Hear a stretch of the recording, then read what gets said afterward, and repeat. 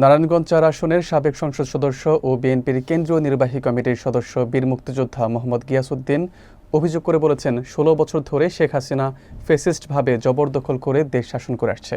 সরকারের লোকেরা রাষ্ট্রীয় সম্পদ লুণ্ঠন করে বিদেশে পাচার করেছে, ফলে দেশ আজ ধ্বংসের দ্বারপ্রান্তে। বিস্তারিত থাকছে এসএইচ মুন্না খানের প্রতিবেদনে। বৃহস্পতিবার বিকেলে সিদ্ধিরগঞ্জ ৪ নং ওয়ার্ড বিএনপির আয়োজিত সদস্য সংগ্রহ ও নবায়ন কার্যক্রমের উদ্বোধনী অনুষ্ঠানে প্রধান অতিথির বক্তব্যে তিনি এসব কথা বলেন। ওয়ার্ড বিএনপির সভাপতি আবুল হোসেনের সভাপতিত্বে ও থানা বিএনপির সাংগঠনিক সম্পাদক আকবর হোসেনের সঞ্চালনায় অনুষ্ঠানে বিশেষ অতিথি ছিলেন সিদ্ধিরগঞ্জ থানা বিএনপির সভাপতি মাজিদুল ইসলাম, সহসভাপতি সেলিম মাহমুদ, মহানগর যুবদলের সাবেক আহ্বায়ক মমতাজ উদ্দিন মঞ্জু, ওয়ার্ড বিএনপির সাধারণ সম্পাদক হারুনুর রশিদ, ছাত্রদলের সাবেক সভাপতি আব্দুল কাদের জিলানী হীরা ও সহসম্পাদক কামরুল ইসলাম সেন্টু প্রমুখ। গিয়াসউদ্দিন আরও বলেন, আমরা স্বৈরাচারের বিরুদ্ধে বহু আন্দোলন করেছি, আবার করব। দেশ ও জনগণের অধিকার ফিরিয়ে আনতেই হবে।